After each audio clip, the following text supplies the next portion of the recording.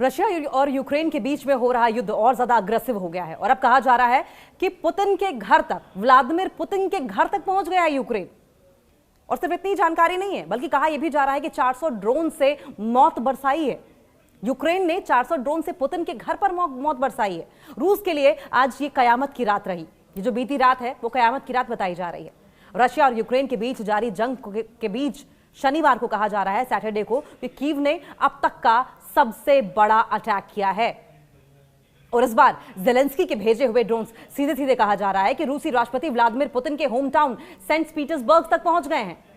Ukraine ने लगभग 400 घातक डेंजरस ड्रोन से रशिया के 12 से ज्यादा राज्यों पर एक साथ हमला बोल दिया है, जिससे कि सेंट पीटर्सबर्ग का मेन ऑयल टर्मिनल, प्रमुख ऑयल टर्मिनल, क्रोनस्टाट नौसैनिक अड्डा और एक ऐतिहासिक शाही महल सीधे सीधे निशाने पर आ गए।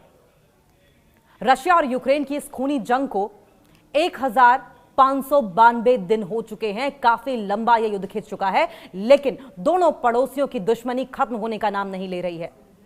हालांकि बहुत लोगों ने मध्यस्थता करने की कोशिश की, डोनाल्ड ट्रंप ने भी लाख कोशिशें की, लेकिन सारी कोशिशें फेल हो चुकी हैं। बीते कुछ हफ्तों की अगर बात की जाए तो दोनों देशों के बीच लड़ाई और भी ज्यादा खतरनाक हो गई है और ज्यादा अग्रेसिव हो गई है। ये यूक्रेन ने पहले रशिया की तेल रिफाइनरीज को, शॉपिंग सेंटर्स को टारगेट किया, निशाना बनाकर ताबड़तोड़ ड्रोन हमले किए, और जिसके जवाब में मॉस्को ने भी जमकर कहर बरपाया, जमकर अटैक किए, रिटेलिएट किया।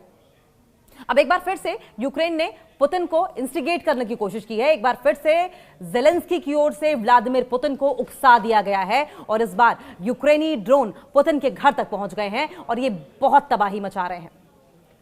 पुतिन के गढ़ में यूक्रेन की तबाही देखने को मिल रही है।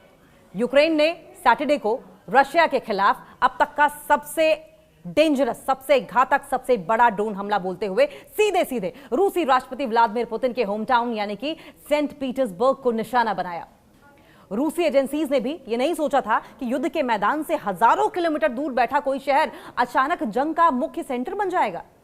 शनिवार को यूक्रेनी ड्रोनों ने रशिया के दूसरे सबसे बड़े शहर और राष्ट्रपति व्लादिमीर पुतिन के होम टाउन सेंट पीटर्सबर्ग को दहला कर रख दिया। यूक्रेन के इस भीषण हमले में सेंट पीटर्सबर्ग का एक प्रमुख ऑयल टर्मिनल सीधे निशाने पर आ गया। और इतना ही नहीं, नेटो सदस्य देश फिनलैंड की सीमा के पास स्थित एक रूसी बंदरगाह पर भी यूक्रेन ने जमकर बम्बार्डिंग की। यह हमला कितना खतरनाक था, इसका अंदाजा तो आप इसी बात से लगा सकते हैं कि यूक्रेनी ड्रोन रशिया की ऐतिहासिक पीटरहॉफ पैलेस कॉम्प्लेक्स तक जा पहुंचा था, जो कि 18वीं शताब्दी का एक बेहद खूबसूरत और ऐतिहासिक शाही महल है।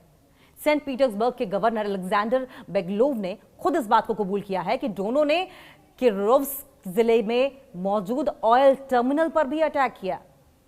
हालांकि एक बात और है कि उन्होंने दावा किया कि वायुसेना ने 72 ड्रोन्स को मार गिराया, जिनमें से एक पीटरहॉफ में जाकर गिरा था। लेकिन इस हमले ने, इस अटैक ने रशिया की सुरक्षा व्यवस्था की धज्जियां उड़ाकर रख दी हैं। 400 ड्रोन्स के तांडव से रशिया कांप उठा है। यह कोई छोटा मोटा अटैक नहीं था, बल्कि आसमान से बरसती मौत का एक ऐसा सैलाब था जिसने रशिया के एक दो नहीं बल्कि 1 दर्जन से ज्यादा राज्यों को अपनी चपेट में ले लिया। मॉस्को के मुताबिक फ्राइडे की अगर शाम की बात की जाए, फ्राइडे इवनिंग की, तो शाम से लेकर अब तक यूक्रेन ने लगभग 400 से ज्यादा घातक ड्रोन से रशिया के अलग अलग इलाकों पर हमला किया है और यह हमला अब भी जारी है। इन हमलों की जद में रूस की राजधानी मॉस्को और पुतिन का शहर सेंट पीटर्सबर्ग भी शामिल है। मॉस्को के मेयर सर्गेई सोबियानिन ने हड़बड़ाहट में बयान जारी करके कहा कि उनके एयर डिफेंस प्रणाली ने राजधानी की तरफ बढ़ रहे 62 ड्रोनों को मार गिराया है। हालांकि यूक्रेनी सेना का यह हमला इतना भयानक था कि रूस के कई इलाके बाकी देशों से पूरी तरीके से कट गए। बेलगोरोद इलाके में बिजली और पानी के ग्रिड तबाह हो गए, जिससे हजारों लोग अंधेरे में रहने को मजबूर हैं। वहीं कलिनिनग्राड में एयरपोर्ट ठप हो गया है, कई फ्लाइट्स रद्द करनी पड़ गई हैं। यूक्रेन के इन हमलों ने रशिया के तेल डिपो को इस कदर निशाना बनाया कि पूरे देश में पेट्रोल डीजल की भारी किल्लत हो गई और पेट्रोल पंपों पर किलोमीटर, कई किलोमीटर लंबी लाइनें लग गई हैं। इसे कहते हैं खून का बदला खून। सुमी और केव की भयावह कहानी है ये। दरअसल इसी हफ्ते रूस ने यूक्रेन की राजधानी केव पर बेहद क्रूर हमला किया था, जिसमें 30 नागरिकों की जान चली गई थी। और उसके तुरंत बाद रशिया ने यूक्रेन के सुमी शहर के रिहायशी इलाके को निशाना बनाया, जिसमें एक मासूम बच्चे समेत 4 लोगों की दर्दनाक मौत हुई थी। अपनों को खोने के गम और गुस्से से तमतमाए यूक्रेन ने तय कर लिया कि अब पानी सर से ऊपर जा चुका है। यूक्रेन के राष्ट्रपति वोलोदिमीर ज़ेलेंस्की ने यह क्लियर कर दिया, यह साफ कर दिया कि रूस की इस बर्बरता, इस टेरनी का जवाब उसी की भाषा में दिया जाएगा। और इसी का रिजल्ट रहा, इसी का नतीजा है कि यूक्रेन ने इतिहास का सबसे बड़ा ड्रोन हमला करके पुतिन के शहर और सेंट पीटर्सबर्ग के क्रोनस्टाट नौसैनिक अड्डे को बम से उड़ा दिया। सवाल यह भी है कि कोस्त्यांनिकवका पर क्या पुतिन का कब्जा हो गया है? इस भीषण बमबारी के बीच सैटरडे को एक और ट्विस्ट आया, एक और टर्निंग पॉइंट आया। रशिया के रक्षा मंत्रालय ने, डिफेंस मिनिस्ट्री ने दावा किया कि उनकी सेना ने ईस्टर्न यूक्रेन के स्ट्रेटेजिक रूप से रणनीतिक तरीके से बेहद महत्वपूर्ण शहर कोस्त्यांनिकवका पर पूरी तरीके से कब्जा कर लिया है। फ्राइडे को खुद व्लादिमीर पुतिन मिलिट्री यूनिफॉर्म पहनकर कैमरे के सामने आए और उन्होंने इस शहर को आजाद कराने के लिए अपनी सेना की पीठ थपथपाई।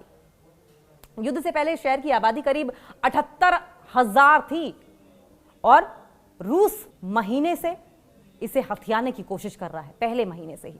जैसे ही पुतिन का यह बयान सामने आया, यूक्रेन के राष्ट्रपति वोलोदिमीर ज़ेलेंस्की ने इसे रूस का एक और सफेद झूठ करार देकर खारिज कर दिया।